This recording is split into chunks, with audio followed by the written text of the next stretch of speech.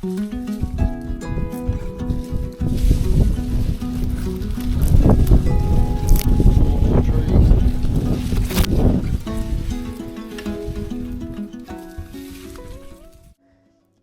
in this video we just harvested some of our Jerusalem artichokes. So basically we just pulled them up and tried to find them just like you would with potatoes. I've never grown Jerusalem artichokes before, so this is all new to me. My husband has grown them before, so I kind of left this in his domain a little bit. It was really easy to do though. We just brought some tubers from a shop, like maybe 5 or 6 of them, and then just planted them. And then literally all we did after that was just water them like with the retics, so we didn't have to do anything special for these to grow. I'm not really sure what a good harvest would be like, but we got like a lot. We pulled up, I think it was like 3 bushes, and you know, got so much that we ended up just canning the idea of pulling any more up. So yeah, I'm not sure if they could get bigger than this, and some people say that you should let the bushes die off and go completely brown before harvesting, but as ours were starting to fall down and looking a bit scrappy, and it's in our front yard, this garden, we decided just to harvest them just so the yard didn't look too scummy, I guess you would say. But yeah, I have heard people, you know, wait till they fall down, they don't have to be brown, and then I've heard people say wait till they're completely brown so all the goodness goes into the tubers. But yeah, I thought it was a pretty good harvest nonetheless.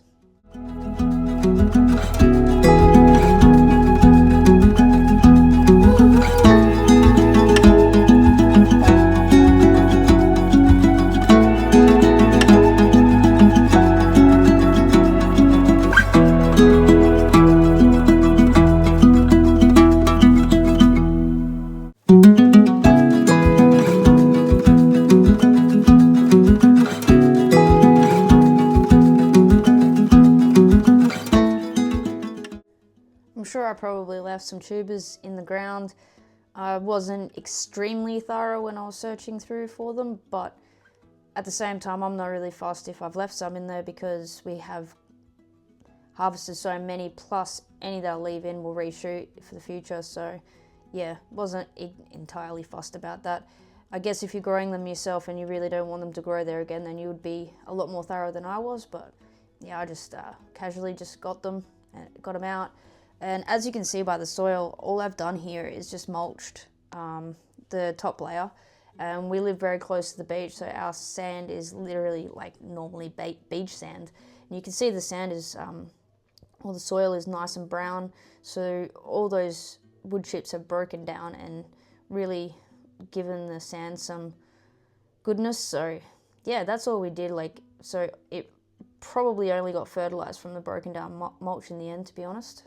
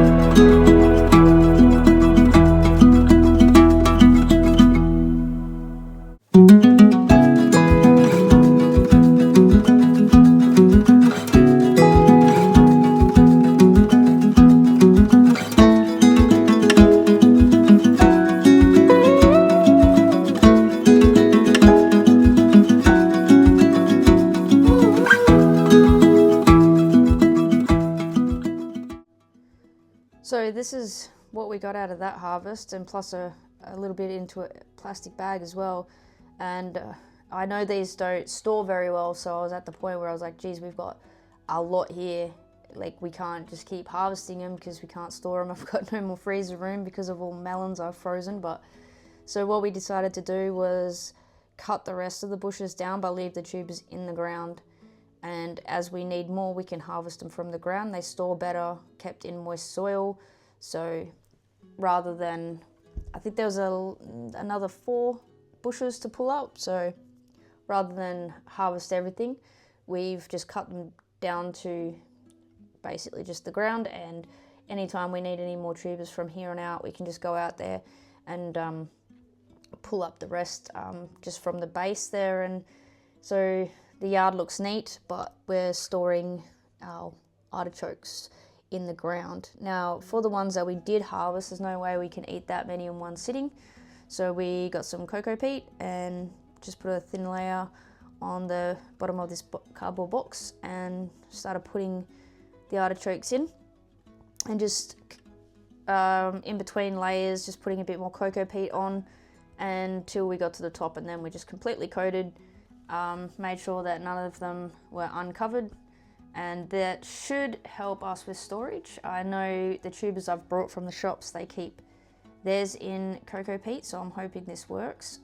In hindsight, I probably shouldn't have harvested as many as I did, but again, it was my first time growing, and my husband didn't really mention it to me that we would be getting this many out of just a few bushes. So yeah, hopefully this cocoa peat stores them well while we get stuck into these and eat these ones. And in the meantime, we've got the others stored in the ground, and we'll just take them as we need them.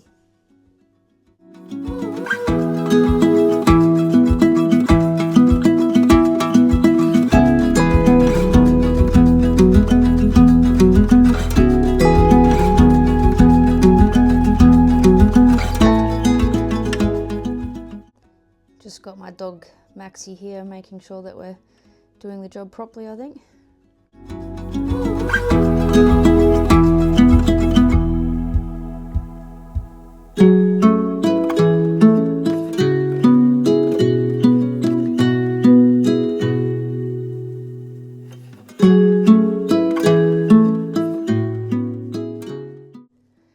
And what I've been trying to do with some of my harvest is mulching it for mulch for around the plants to protect it from heat and cold. So at this time of year, it'll be cold for protecting the plants from the cold. But yeah, it mulched up really well. One of the best ones I've mulched so far, and we ended up with a wheelbarrow full. So that worked out good, double uses for this plant. And yeah, so now I've got a lot of mulch I can put around my plants.